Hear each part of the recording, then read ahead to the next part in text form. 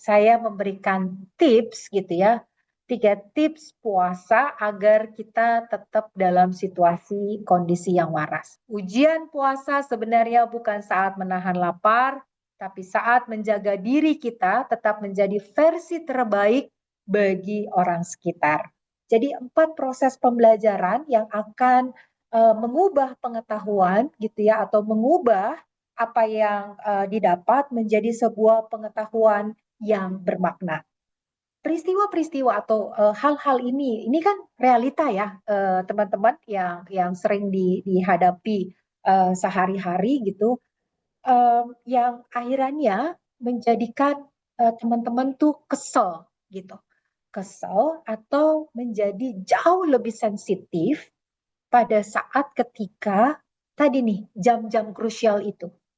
Perilaku atau situasi yang pertama dan yang kedua itu kalau itu terjadi di kantor situasinya gitu ya, atau perilaku itu yang kita munculkan, biasanya itu akan terbawa sampai ke rumah gitu ya.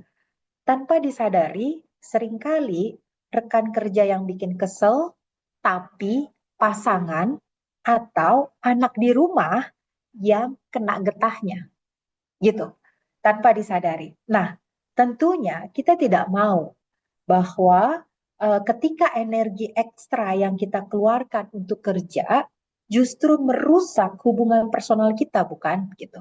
Apa sih kaitannya antara puasa dengan emosi? Nah, antara puasa dan emosi. Pada saat kenyang, kinerja dari prefrontal cortex ini gitu ya, dia bekerja dengan baik. Sehingga logika berpikir kita menjadi lebih baik gitu ya. Dan tingkat kesabaran juga di sini diatur gitu, aktif.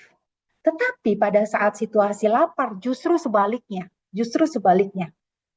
Karena energinya rendah gitu ya, kita kurang kadar gulanya gitu, kita menjadi hipoglikemi gitu, kadar gula darah rendah dan energi kita dalam titik yang bisa jadi mendekati nol gitu ya, artinya kurang gitu dari biasanya, maka prefrontal cortex kita menjadi kontrolnya lemah, mengakibatkan logika berpikir kita hampir nggak jalan jadinya gitu ya, dan amigdala yang bekerja gitu, sehingga menyebabkan kita menjadi reaktif atau emosional. Three tools soft skill ini yang bisa kita gunakan supaya ketika kita situasinya sedang lapar atau sedang tidak kondusif gitu ya, khususnya saat ini menjelang hari kemenangan masih ada 10 hari, kita bisa nih mulai mencoba menerapkan gitu ya. Kita bisa menggunakan satu skill untuk dua dunia. Wah, keren kan? Satu skill. Kita cukup punya skill itu gitu ya.